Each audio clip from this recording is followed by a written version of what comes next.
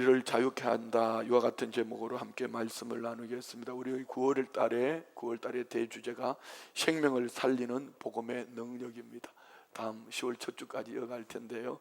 첫 주에는 복음은 우리를 부르신다. 니고데모의 삶을 통하여서 주님은 아무리 세상에 많은 것을 다 가졌어도 주님이 함께 하시 못하면 이 공허함, 채울 수 없는 그 은혜, 채워지지 않는 그 부족함, 그러나 주님께 나와서 공허함을 영적인 주님이 초대하실 때에 불러주신 그 은혜를 채워지는 우리 모두가 되어진 줄 믿습니다.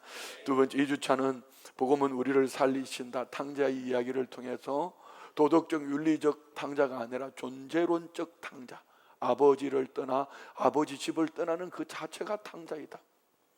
그런데 아버지는 저와 우리를 기다리시고 회복시켜 주셔서 하나님의 자녀로 살게 하신다.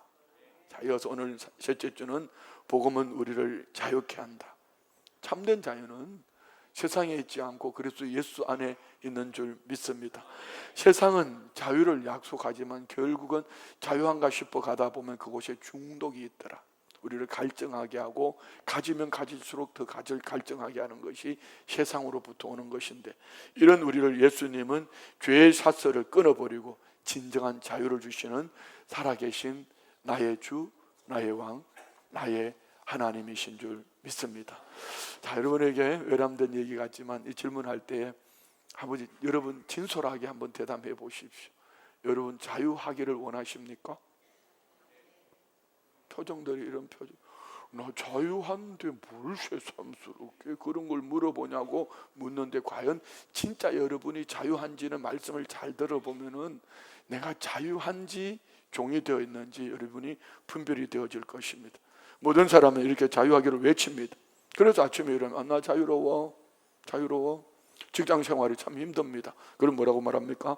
언제쯤 내가 이 굴레에서 벗어나 볼 수 있을까?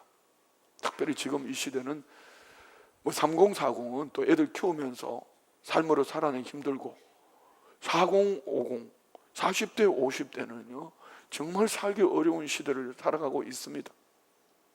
노란 봉투법 같은 그런 거는 왜 만드는지 모르겠어요. 물론요 근로자들에게서 정말 필요한 것들이 있습니다.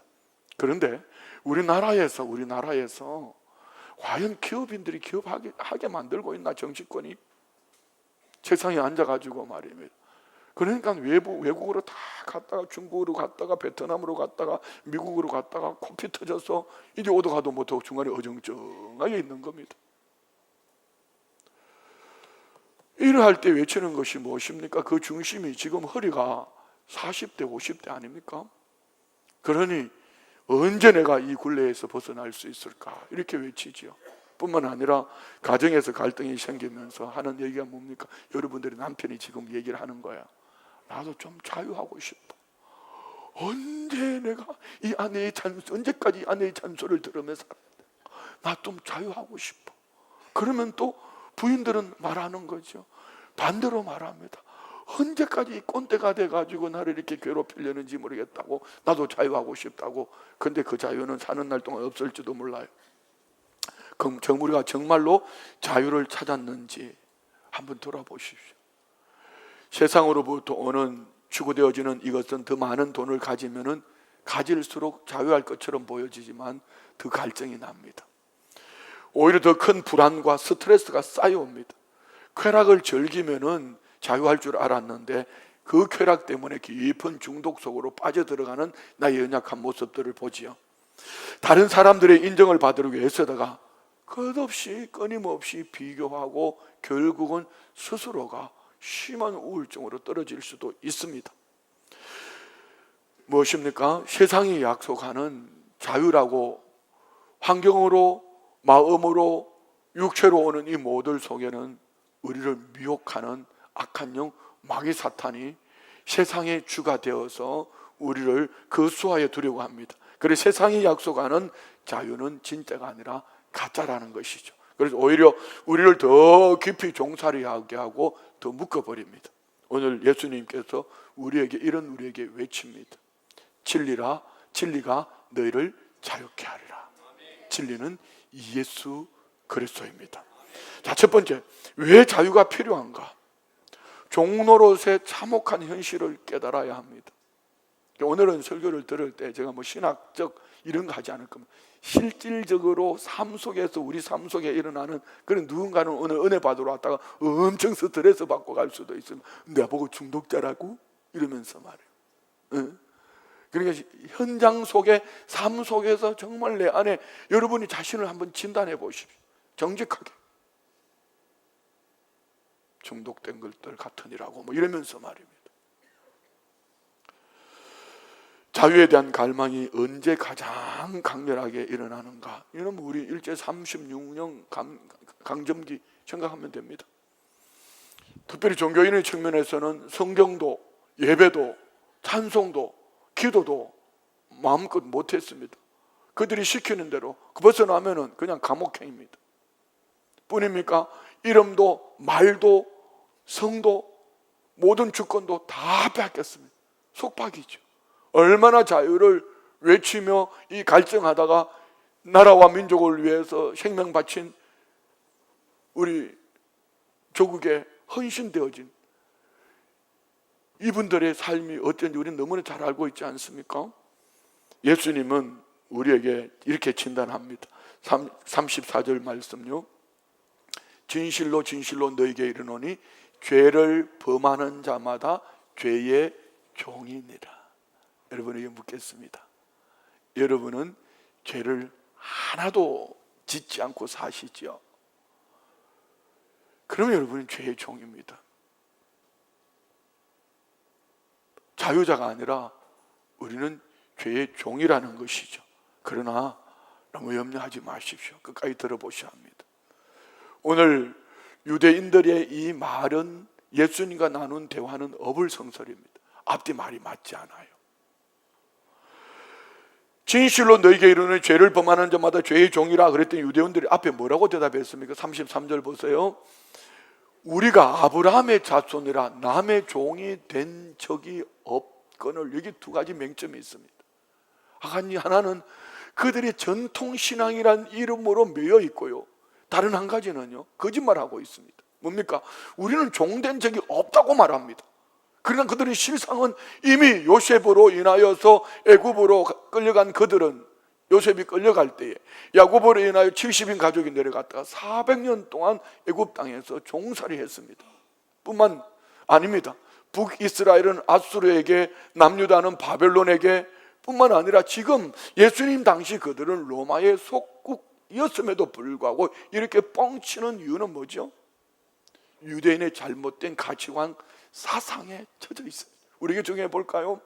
나는 교회 나오니까, 나는 예수를 믿으니까, 나는 이만큼 신앙생활을 했으니까, 나는 이런 직분을 가졌고, 나는 이런 신앙생활을 하고 있으니까 자유자라고 말할 수 있는 것처럼 보여지지만 사실은요, 우리가 신앙생활하면서 얼마나 예배가 번거로운지요. 설교가 조금만 길어지면 설득 이러잖아요. 그리고 뭐 우리 뒤에 시계가 있으니까 나만 보는 시계지만 이렇게 살짝 이렇게 보잖아요. 뭡니까? 뭐 예배가 왜 이렇게 많지? 왜 이렇게 번거롭지? 우리 목사는 폭하면 성경한다, 폭하면 연합 예배 드린다, 폭하면 다음 세대 얘기한다 하면서 영수증도 주지 않는, 거기까지만 할게요. 뭐 이게 여러분 왜 이렇게 구석이 많죠? 자, 여러분 자유함을 얻으시기 바랍니다. 그들은 아브라함의 자손이요 남의 종이 된 적이 없다고 이렇게 말하고 있지만 실상은 그들은 이미 종이 되어 있습니다. 정직하게 나는 누구의 종도 아니야, 나는 자유롭게 살 수 있어 라고 말할 수 있는 분이 있을까요? 내가 구체적으로 정리해 왔는데 일부 때 구체적으로 말하니까 시간이 길어지더라고. 자, 몇 가지만 해볼게요. 첫 번째, 술의 노예가 되어 살아갑니다. 옛날 제 얘기입니다. 제 얘기니까 너무 자연스럽게 쉽게 설명할 수 있습니다. 정말 술 끊을 거야. 여기 우리 조용할 집사님이 정인입니다. 다시는 술 안 먹을 거야. 이래 하는데 말입니다, 딱 훈련받고 끝나고 나면 저녁 시간에 누군가가 얘기하죠. 야, 오늘 한 잔 어때? 안 돼. 어제 먹고 가서 아내한테 맞아 죽을 뻔했어. 안 돼. 딱 앉아만. 그래 따라갑니다. 따라간 게 아니고 내가 끌고 갔는지도 몰라. 그래 딱 한 잔. 이 한 잔이 두 잔이 되고 두 잔이 한 병이 되고 한 병이 코가 삐뚤어지도록 먹는 거죠. 그러면 그 다음날 아침에 일어나면 아우 속 소려. 그리고 집 앞에 가가 집에 들어가지도 못하고 대문 밖에 앉아가지고 더 걸터 앉아가지고는 이제 그분이 나오셔서 모셔 들어갈 때까지 기다리고 있는 거죠.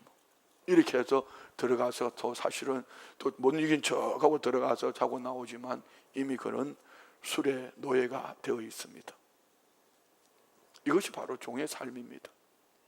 여러분은 어떠세요? 거짓말의 노예되어 살고 있습니다. 사업하면서 요즘 시대에 이중장부 안 만들고 사업할 수 있나? 뭐 이렇게 말할 수도 있습니다. 참 어려운 시대죠. 다 사기 아닙니까? 요즘 법대로 사업하면 되나? 세금 다 내고 살 수 있나? 이렇게 말합니다. 예를 들어 식당을 운영을 하면서 말입니다. 요즘은 농산물 표시제도 아닙니까? 그러니까 싼 중국산 고추를 가지고 갖다 놓고 국산이라고 속일 수도 있고 뭐 다양하게 하지만 그러면 이렇게 말합니다. 목사님 시키는 대로 다 하면은요 가게 세도 못 내요. 맞아요. 그렇지만 주님 살아계십니다. 순간의 이익을 위해서 거짓말은 밥 먹듯이 합니다. 자동적으로 무의식 속에 오토매틱입니다. 나를 커버하는 거죠. 어떤 이는 사람의 노예가 되어 있습니다. 옆에 누가 안 붙어 있으면 불안한 거야. 이가 부모이든지 형제이든지 친구이든지 그래서 종처럼 부려먹든지 어떻게 하다 안 되면 내가 그를 추종하든지 내가 누군가를 이끌어가든지 꼭 사람을 물고 물기수처럼 살아가는 사람들이 있습니다. 사실은요 그 안에는 하나님이 없어요. 하나님이 계셔도 하나님을 의지하지 못하는 그냥 불안 그 자체의 삶입니다. 여러분 어떠세요?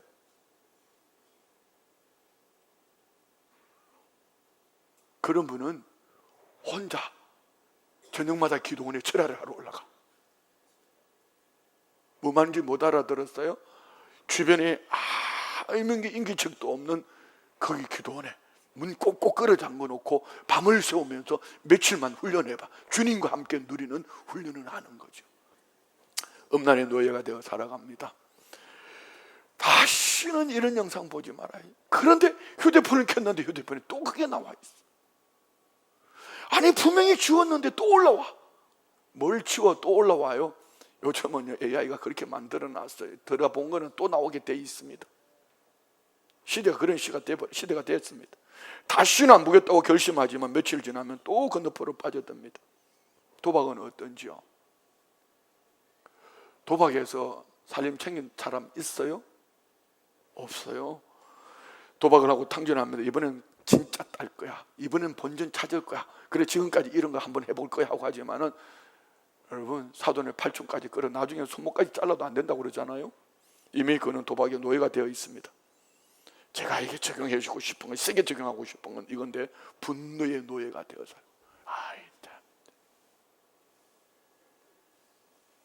제가 알아요. 자기 남편들이 다 얘기해 줬어. 자기 부인들이 다 얘기해 줬단 말이에요. 뭐 말인지 잘 몰라요? 난 절대로 화 안 낼 거야. 저보고 하는 말이 목사님은 대화가 안 돼요. 왜? 그럼 난 그래 핑계 삼아 이렇게 하죠. 경상도 사람이라서 그래. 내가 다 알아. 뭘 다 그만해. 이게 다음부터는 절대로 그렇게 안 해야지. 끝까지 다 들어줘야지 하는 뻔히 답을 아는데 그걸 그냥 자초지종을 다 설명을 해요. 육하 원칙에 따라 설명을 그만하라니까. 다 안다니까. 그래 놓고는 엄청 미안하지만요 사실은 이미 그는 분노의 노예가 되어 있습니다. 남의 얘기 맞죠? 얘기? 여러분 얘기 아니죠? 담임 목사 얘기죠? 안 그런 척하고 표정은 그렇게 짓고 있지만 자 여러분 우리 기독교인이라면 신앙이라면 이런 책 정도를 한번 꼭 읽어봤으면 좋겠어요. 칼빈의 기독교 강요, 신학교에서는 1학년 때 반드시 읽으라고 합니다. 이 16세기 종교개혁가 칼빈이 기독교 강요에 이렇게 자유에 대해서 이렇게 기록하고 있습니다. 자유는 우리가 마땅히 해야 할 것을 할 수 있고 우리가 마땅히 하지 말아야 할 것을 하지 않을 수 있는 인간의 의지, 능력이다. 이것이 자유라고 합니다. 그렇다면 우리는 어떻습니까? 마땅히 해야 될 것, 우리 6가지 내가 너랑 기, 찬, 성, 전, 봉, 헌, 기도하고 찬송하고 성경 읽고 전도하고 봉사하고 헌신하고 그것뿐이겠습니까? 베풀고 나누고 뭐 여러 가지 많겠죠. 어떠세요? 여러분 마땅히 해야 될 것 다 하고 계시는지요? 그게 자유입니까? 그러면 좋아요. 반대로 마땅히 하지 말아야 될 것들, 뭐 거짓말, 미움, 음란, 탐욕 이런 뭐 여러 가지 있잖아요. 그런데 이게 돼요? 이미 종이 돼 있잖아요. 칼빈은 그래서 말합니다. 해야 할 것을 하지 못하고 하지 말아야 할 것에 끌려다니는 존재, 이것이 바로 죄의 종이 된 타락의 종의 상태라, 이렇게 말합니다. 예수님은 한층 더 나아가서 그 원인, 근본 원인을 요한복음 8장 44절에 크게 3가지로 말씀합니다. 너희는 너희 아비 마귀에게 났으니, 곧 마귀의 종이라는 얘기. 네 애비가 마귀야. 3가지. 첫째는 네 아비의 욕심대로 너희도 행하고자 하느니라. 두 번째는요, 그는 처음부터 살인자. 내가 언제 살인했냐고 이따가 보세요. 살인했는지 안 했는지. 진리가 그 속에 없으면 진리에 서지 못하고 거짓말을 할 때마다 거짓말을 밥 먹듯이 합니다. 이는 그가 거짓말쟁이요 거짓의 아비가 되었습니다. 곧 마귀의 종으로, 마귀의 자녀로 이 탐욕과 살인과 거짓에 물들어 살아가는 이들. 자, 우리가 과연 그런지 안 그런지는 분명히 성경은 말씀합니다. 혹시 내 안에 이런 모습이 있는지 한번 살펴보십시오. 관계 속에서 살인자적인 성향. 예수님은요, 사람을 죽여서 살인이라 하지 않았고 사람의 미워하는 마음을 가지는 그 자체가 살인이라고 그랬어요. 그러면 SNS에 악플을 달고 남을 비방하고 오늘 목사가 설교가 길다고 도마 위에 올려놓고 요리하고 이런 것도 좀 깊게 들어가면 살인일 수도 있습니다. 그러면서 하는 말이, 성도가 이쪽에 있으면 나는 저쪽으로 하고 이쪽으로 있으면 난 저 인간이 없으면 진짜 우리 교회가 은혜가 될 것 같아. 저 인간 좀 안 없어지나? 이렇게 말하지만 더 센 게 기다리고 있습니다. 일상의 거짓말 한번 볼까요? 직장에 지각해 놔놓고 하는 말이 뭐죠? 요즘은 춘천도요, 출퇴근 시간에는요 신호등 한 3-4번 받아야 갑니다 하는 말이 차가 막혔어. 그러면 차 안 막히는 시간이 오지. 지가 집에서 늦게 나오놓고 차가 막혔어라고 이렇게 말을 합니다. 실수를 했는데 나는 절대로 그런 일이 없다고. 요즘 정치인들 그러잖아요. 뭐 끌려 들어갈 때는 거기 치켜 들고 가지만 나올 땐 거기 푹 쓰고 나오는 이유는 뭐죠? 거짓말의 앞제비들 아닙니까? 약속을 어겨놓고는 급한 일이 생겼다고, 선약이 있다고 이렇게 얘기하고 말입니다. 욕심에 사로잡혀 사는 삶, 남들을 이롭게 하기보다는 내 것, 나, 우리라는 이름으로 절대로 교회는 그래서 안 됩니다. 그래서 우리 교회는 빛 가운데로 갑니다. 내 이익만 생각하며 살면은 남의 불행을 보면서 은근히 기뻐하는 거예요. 나는 참 이런 얘기 하지 말아야 돼. 목사가 되고 이런 얘기 하지 말아야 되는데, 우리 서울 양양 고속도로는 참 이게 신묘막측한 도로입니다. 타이밍을 잘못하면은요 1시간 반 만에 갈 수 있는 것도 4시간 만에 갈 수 있어요. 이게 여러분 참 오늘 주말 같은 날은 절대로 가는 오후 시간에 가는 차를 타면은 길어지잖아요. 이럴 때는 반대편에서 서울에서 춘천으로 예배를 드리러 오는 거야. 오는데 상대편 고속도로는 꽉 막혀 움직이지도 않는데 나는 120km, 130km 기분 좋으면 막 달려서 생생 달리는데요. 어쩌면 그렇게 기분이 좋은지 몰라요. 너무 좋죠. 여러분, 나는 너무 좋아요. 저는 낚시를 좋아합니다. 뭐 요즘은 낚시를 가보지 못했지만은 그 낚시를 하다가 보면 이상하게 나한테만 고기가 너무 잘 잡히는 거야. 그냥 당연히 내가 잘 잡힌다고 생각하고 갔는데 옆에 사람은 고기를 계속 끄집어내는데 나는 고기가 안 잡혀. 그런데 너무 고소할 때가 있습니다. 그 사람은 밤새도록 많이 잡은 것 같은데 아침에 일어나가지고 망을 들었는데 망이 구멍이 나가지고 고기가 다 도망가 버렸어. 와우! 좋은 거야. 그런데 어떤 사람은요, 낚싯대가 부러질 정도로 세게 당겼는데 여기까지 와 앞에 가지고 거기가 톡 떨어져도 속으로 박수를 칠 수는 없고 속으로 얼마나 기분이 좋은지 몰라요. 뭐 이런 것처럼 말입니다. 그런데 남의 불행을 보면서 은근히 기뻐하는 모습, 왜 여러분 내가 이런 얘기하니까 여러분 재밌죠? 공감하지 않냐 이런 얘기죠. 그만할게요. 다음에는 심각할 것 같아요. 모든 판단 기준이 내게 유리한 겁니다. 그래서 이는 마귀의 종의 삶의 특징, 탐심이 있고 마음의 미움, 이미 살인자라는 것입니다. 나 중심으로 살아가는 게 탐심입니다. 어제 거짓말 했냐고요? 평균 하루에 200번씩 한답니다. 자신에게, 관계 속에서, 기타 등등. 자, 예수님께서 그래서 오늘 이런 자들에게 35절에 이렇게 경고하셨어요. 볼까요? 종은 영원히 집에 거하지 못하되 아들은 영원히, 이 말을 한마디, 너 그렇게 살면 아버지 집 못 가, 너 지옥 가, 이런 얘기예요. 그럼 여기 천국 갈 사람 몇 명이나 있겠어요? 나 빼고. 그렇다면 세상의 모든 성공이 무슨 의미가 있냐? 우리는 첫 주간에 니고데모, 그는 모든 것을 가진 사람임에도 불구하고 이쪽이 허전한 한밤중에 예수님을 찾아왔죠. 예수님이 들려주신 답이 뭡니까? 물과 성령으로 거듭나지 않으면 하나님 나라 볼 수 없다. 너 물과 성령으로 거듭나지 않으면 너 천국 못 가, 이런 결론을 예수님 내려주셨어요. 그래서 세상에서 아무리 성공을 한들, 부귀영화를 누린들, 억만장자가 되었던들, 최고의 학력을 가졌던들, 사회적으로 높은 지위에 있든지, 세상에서 마음껏 쾌락을 누렸든지, 결국 인생 끝자락에서는 영원한 지옥불을 면할 수 없다면 이는 자유가 아닙니다. 아버지 집에 못 가는 것이죠. 이것이 바로 우리가 자유가 절실히 필요한 이유입니다. 우리는 죄와 사망과 마귀의 사슬에서 벗어나 진정한 자유를 누리며 살아갈 수 있는 그런 하나님의 자녀들이 되어진 줄 믿습니다.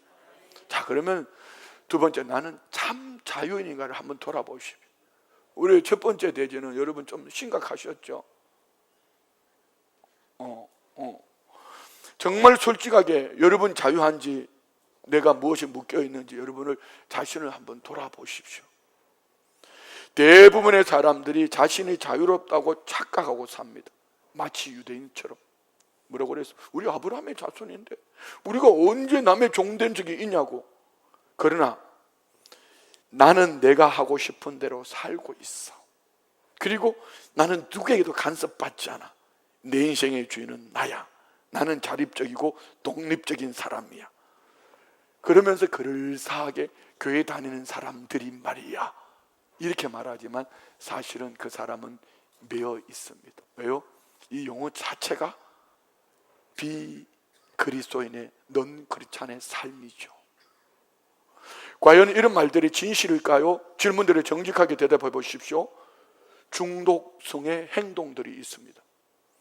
끊긴다고 다짐했지만 계속 반복합니다. 안 되죠. 관계의 죄의 패턴들, 화를 내지 않겠다, 미워하지 않겠다, 사랑하며 베풀며 섬기고 살겠다, 천만의 말씀. 내가 절대로 사람 인식하지 않고, 사람 의식하지 않고, 사람 인식 안 하면 안 됩니다. 남편 아내를 인식해야죠. 인식 안 하면 의식하지 않고 그냥 내가 정말 중심으로 살아보겠다고 하지만은 나를 알아주지 않는 사람하고도 정말 가깝게 친하게 지낼 수 있냐? 정직성에 관련된 문제들, 작은 거짓들의 습관처럼 하는 불이익이 생길까 봐 진실을 숨기고 내 체면을 과장해서 왜곡하는 거. 내가 목사인데. 그러니까 슬리퍼 신고 나가는 것도 불편한 거예요. 커피숍에 가 커피 한 잔 들고 혹시 보는 사람 없나? 왜? 그 쓸데없는 체면 때문에 말이에요. 자, 여러분, 막 제가 많이 준비했습니다. 질문들을 다 하면 여러분이 스트레스 받을 것 같아. 중요하고 여기 몇 가지만 가지고도 여러분의 이 속에 하나라도 나는 걸리는 게 없다라고 자신 있게 이해할 수 있는, 이해라고 말할 수 있는 분 한번 손 들어봐요. 손은 안 들겠지만은 여러분 행동 동기를 잘 한번 분석해 보십시오. 이기적인 동기들이 그 속에 있습니다. 모든 판단 기준이 내게 유리해야 되고, 남을 도울 때도 내게 돌아올 것, 나를 알아줄 것, 내게 유익이 있냐 없나, 하나님을 섬긴다고 하면서도 실제로는 모든 것은 이걸 하면 하나님 내게 뭘 주실까, 이렇게 하면 하나님 나를 알아주실까, 뭐 이런 부분이죠. 주신 은혜에 대한 감사보다도 인정 욕구에 사로잡혀 살아갑니다. 다른 사람들의 시선 뭐 이런 거 있잖아요. 우리 수목원 춘정교 담임 목사님 진짜 무서워요. 못됐어요. 내 자신이 지금 하는 얘기. 지난 주일날 설교를 하고 이틀이 지났는데 클릭 숫자가 안 늘어나는 거야. 평소보다도 없는 거야. 그래서 내가 우리 박지혜 전사한테 전화를, 왜 이러냐? 방송이 시스템에 문제 있는 거 아니냐? 시스템에 아무 문제 없어요. 뭐 이런 거 말입니다. 그래서 좋아요 이 개수가 몇 개 붙었냐? 막 이런 거 보고 막 이런 거. 물질에 대한 욕심, 돈 때문에 양심을 타협한 적이 없는지, 더 많이 벌기 위해서 가족과의 어떤 마땅히 남편으로서 아내에게, 자녀들에게 할애해야 될 시간들, 뭐 이렇게 다 등등 말입니다. 이 물질에 대한 욕구 때문에 통장에 잔고가 없으면 늘 불안한 거야. 아까 제가 뭐라고 그랬어요? 우리는 빛 가운데로 살아야 돼. 이걸 모르는지 모르겠네. 여러분, 우리는 영적으로 어차피 빛 가운데 살아야 되지만 육신으로는 빛, 지엇이냐 지엇이냐 이게 차이가 크지만은 어차피 우리는 은혜의 빛 가운데 살아야 되지만 빚지면 마음이 부담이 돼요. 그렇지만 공급해 주시는 분이 하나님 아닙니까? 그러면은 그냥 통장의 잔고가 좀 부족하면은 이 또한 주님이 때를 따라 도와주실 것을 믿으십시오. 이런 것들이 여러분을 지배하고 있다면 여러분은 절대로 자유인이 아닙니다. 믿음 생활에 한번 진단해 보십시오. 정직하게 이거 심각합니다. 형식적 신앙의 징조들이 있습니다. 예배 시간에 다른 생각하는 거, 기도하면서 다른 생각하는 거, 찬송은 입술로 부르고 있지만은 생각은 다른 곳에 가 있습니다. 우리 기도할 때 진정성보다는 의무감, 입술로는 랄라바다따바다바 차는데 말입니다. 생각은 다른 데 가 있죠. 성경을 읽어도 마음에 감동이 없고, 이런 설교를 들으면서 저 얘기가 내 얘기네. 누가 우리 목사한테 갖다 일러 바쳤나? 남편인가? 아내인가? 뭐 이러면서 막 주님 내 모습에 이렇게 해야 되는데 속이의 경일대로 뭐 원래 목사는 그래 뭐 이렇게 지나가는 거죠. 이원론적인 삶, 이중적인 삶의 패턴들 말이에요. 교회 안에서는 아멘은 되는데 집에 가서는 사랑하는 남편 앞에서는, 아내 앞에서는, 자녀들 앞, 특별히 내가 좀 쉽게 말할 수 있는 친구들이나 교우들이나 가족들 앞에서는 어떤 모습으로 살고 있는지 한번 돌아보십시오. 하나님 앞에서 경건한 척하고 있지만 진정으로 여러분이 거울 앞에 서서 자기 자신을 바라보면서 나는 진짜 주님 안에서 자유를 얻었으라고 말하고 살아갈 수 있는 사람이 과연 몇 명이나 있을까 말이에요. 얼굴이 다 쓰였어.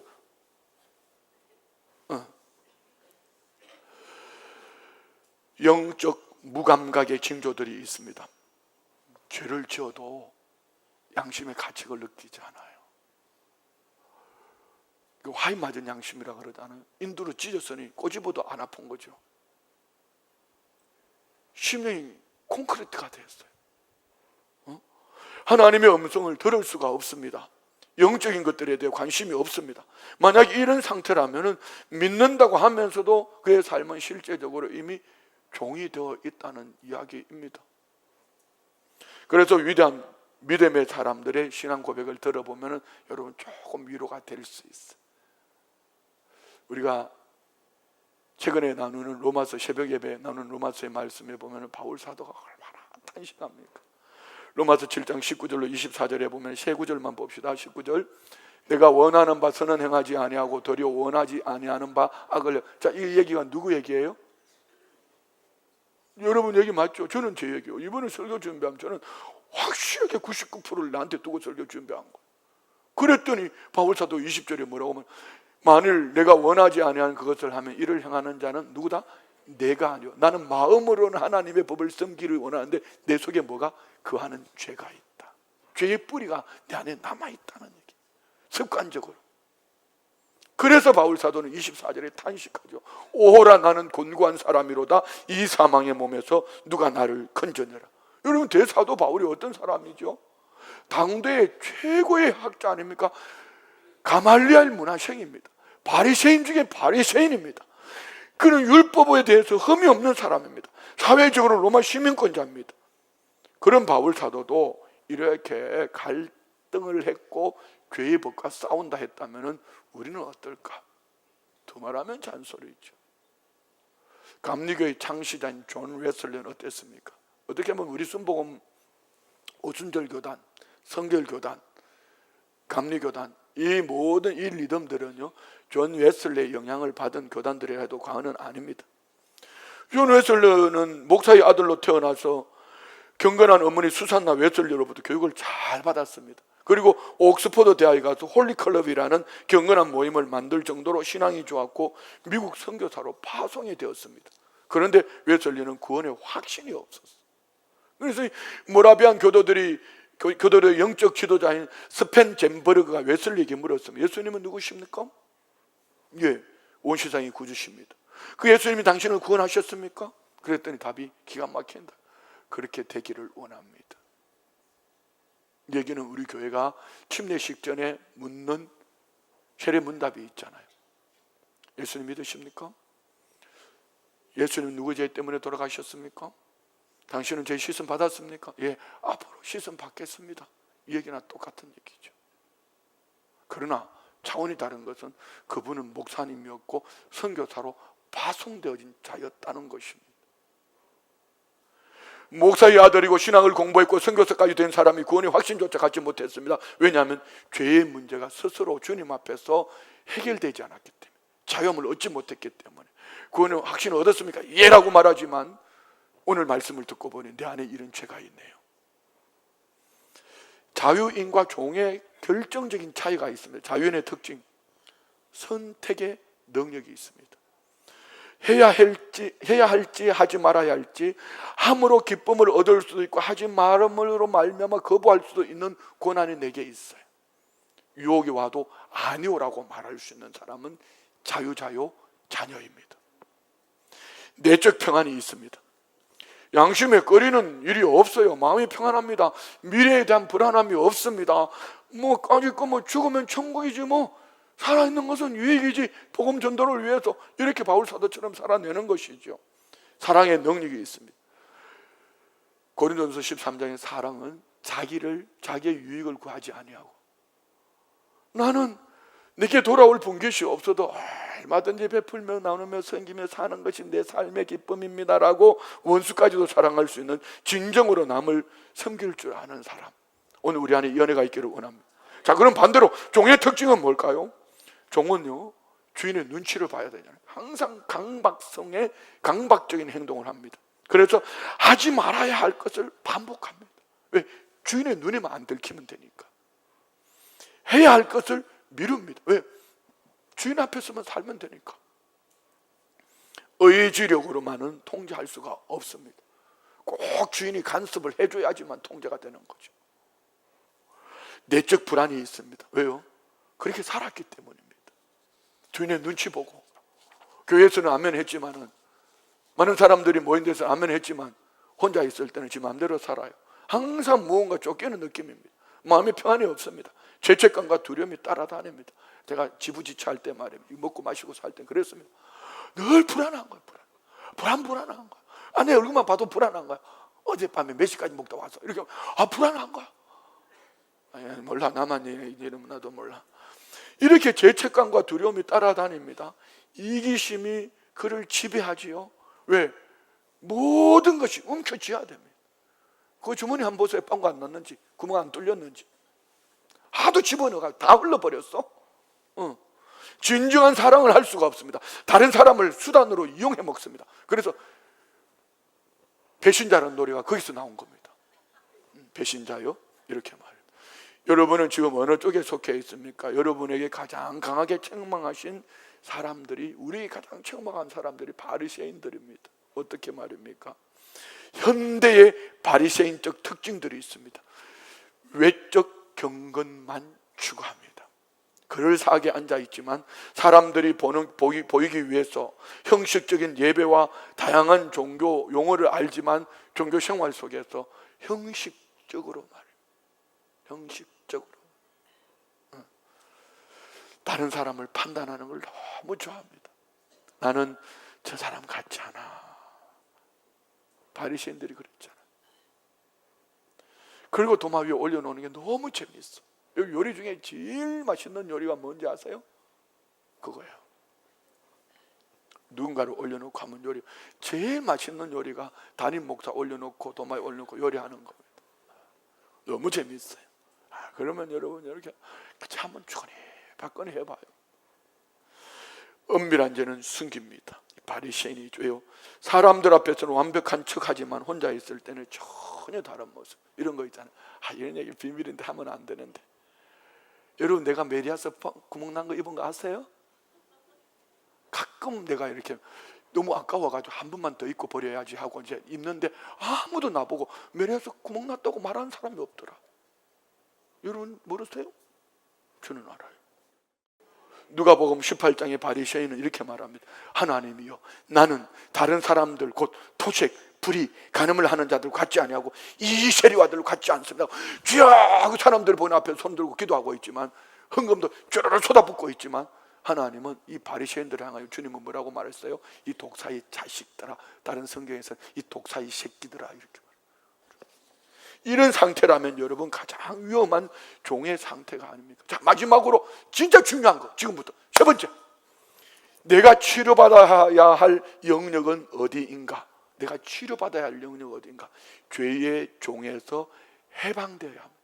우리는 죄라는 원어를 하도 많이 설교를 들어 너무 잘 알잖아요. 죄, 하말티아, 관역에서 빗나갔다. 하나님이 원하시는 삶에서 빗나간 삶을 우리는 죄라고 말합니다.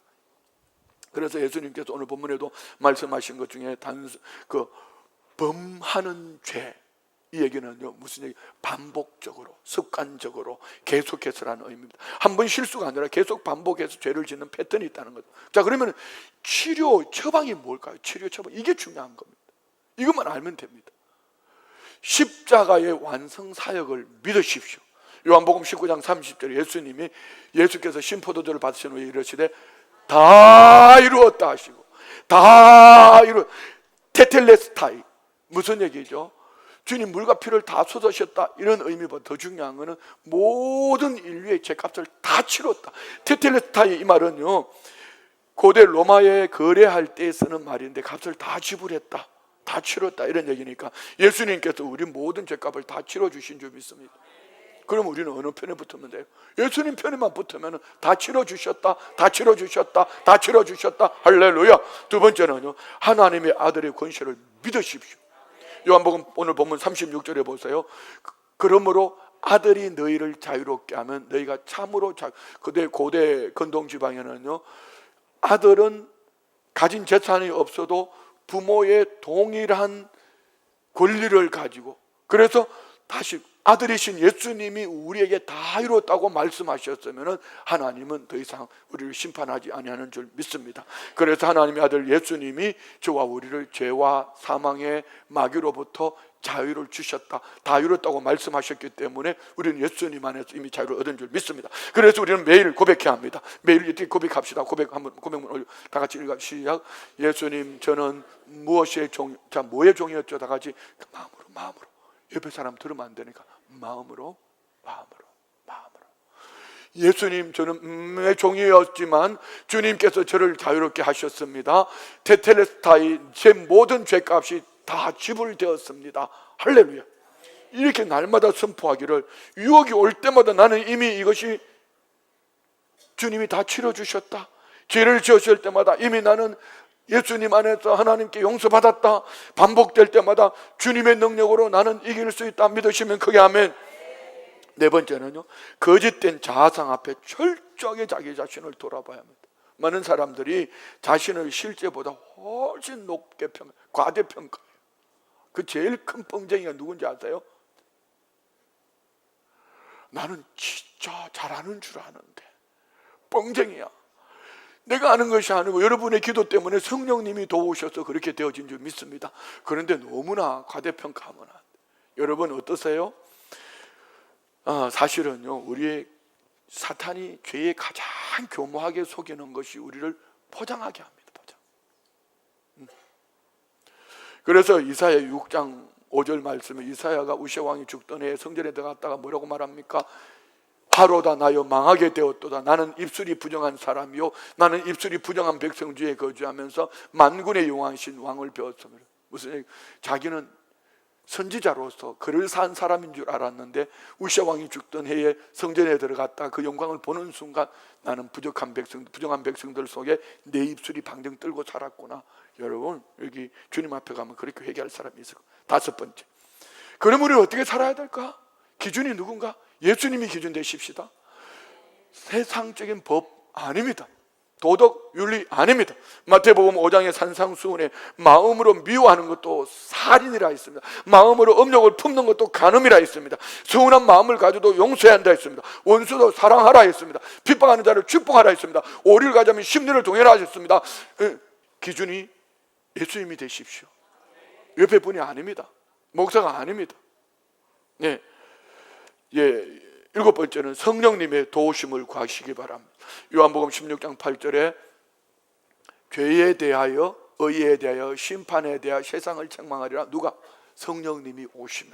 근데 그 성령님이 이미 저와 우리 안에 와 계시는 줄 믿습니다. 그래서 성령님이 너는 더 이상 죄인이 아니야, 예수의 이름으로 떠나가라, 이렇게 성령님이 내 안에서 죄에 대하여 의에 대하여 심판에 대해서 세상으로부터 오는 마귀로부터 오는 것을 심판하시는 줄 믿습니다. 그리고 여덟 번째는 말씀 안에 거하지 못하는 연약함을 고백하십시오. 오늘 보면 31절에 보면 이렇게 말씀합니다.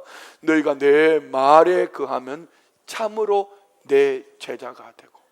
이 얘기는 머릿속에 있는 성경 지식이 아니라 이 말씀이 가슴으로 와서 레마로서 이 말씀으로 살아내는 것. 그래서 주야로 그 말씀을 묵상하는 자, 시편 1편은 복 있는 자라고 말씀하는 이유는 읽은 말씀이, 들은 말씀이, 큐티되어진 말씀이 여러분 어떻게 합니까? 조용한 공간을 만들어 놓고 정해진 시간에 성령님의 도우심을 구하고 그 말씀을 받은 말씀을 삶 속에서 계속 되뇌이며 살아가는 이 삶이 말씀으로 살아가는 주님이 내 제자라고 말씀하시는 은혜의 사람인 줄 믿습니다. 여기 내 말에 거하면의 원어는 메노는요, 떠나지 않고 한 장소에 머물러서 그 말씀에 순종하는 삶을 말하는 거예요. 많은 사람들의 말씀 접근은 아예 아는 차원, 지식의 차원에서, 정보의 차원에서 머물러 버리려고 합니다. 그래서 요한복음 15장 5절에 예수님 말씀하셨어요. 나는 포도나무요. 크게 시작. 나는 포도나무요 너희는 가지라. 그가 내 안에 내가 그 안에 거하면 사람이 열매를 많이 맺나니 나를 떠나서는 너희가 아무것도 할 수 없음이라. 아멘. 우리는 가지로서 우리 스스로 살아낼 수 없어요. 포도나무이신 예수님께 붙어 있을 때 능력을 공급받고 열매를 맺을 수 있고, 또 스트레스를 받아도 나는 가지니까 예수님 나무에 붙어 살면 돼. 능력이 부족할 때도 주님이 능력을 공급해 주셔. 열매가 없어도 걱정할 것이 없는 것은 주님이 때를 따라 열매를 맺게 해 주실 거야. 빌립보서 4장 19절, 저는 이 말씀을 너무 좋아합니다. 여러분도 꼭 적용해 보십시오. 나의 하나님이 누구 안에서요? 그리스도 예수. 왜요? 다 이루었다고 말씀하시는 주님 안에서 영광 가운데 그 풍성한 대로 너희 모든 쓸 것을 채우시죠. 어떤 쓸 것 말입니까? 경제적인 필요를 하나님이 채워주실 줄 믿습니다. 능력의 필요를 하나님이 공급해 주실 줄 믿습니다. 사랑의 필요를 하나님이 만족시켜 주실 줄 믿습니다. 그래서 오늘 본문에 주님이 두 구절 32절 36절 우리에게 약속을 주셨어요. 다시 크게 시작. 진리를 알지니 진리가 너희를 자유롭게 하리라. 그러므로 아들이 너희를 자유롭게 하면 너희가 참으로 자유로우리라. 믿으시면 아멘, 좋으시면 아멘, 할렐루야. 그렇습니다. 십자가의 사랑과 은혜를 누리십시오. 그리고 나누십시오. 말씀 마칩니다. 세 가지. 왜 자유가 필요한가? 우리 모두가 종이었기 때문에. 나는 자유인가? 솔직하게 여러분 진단해 보십시오. 자유인 아는 분들이 많습니다. 왜요? 주님 나무에 붙어 있지 않기 때문에. 내가 치료받아야 할 영역은 무엇인가? 다 하지는 않았지만 여러분이 치료받아야 될 부분, 영적인 부분, 정서적인, 정신적인 부분, 육체의 부분, 관계 속에 다양하게 있습니다. 그러나 처방은 한 가지입니다. 네가 곧 길이요 진리라고 말씀하시는 예수 그리스도 안에 진리 가운데 있으면은 우리는 자유함을 얻게 됩니다. 예수 안에 생명이 있습니다. 할렐루야. 예수 안에 참 자유가 있습니다. 우리 기도문 같이 한번 큰 목소리로, 자, 큰 목소리를 읽읍시다. 시작. 주님, 저는 죄의 종이었습니다. 하지만 예수님께서 저를 자유케 해주셨습니다. 테텔레스타의 모든 죄값이 지불되었습니다. 이제 저는 하나님의 자녀요 천국의 시민이요 진리 안에서 자유한 사람이 되었습니다. 예수님의 이름으로 기도합니다. 아멘. 할렐루야. 다 같이 일어나서 우리 찬양합시다. 믿음으로 고백합시다. 나 속에 한없는 기쁨을 나게 알릴 수 없어서 늘 찬송합니다.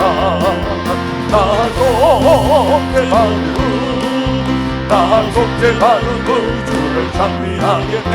나 속죄 받은 그 주의 이름 찬미하겠네.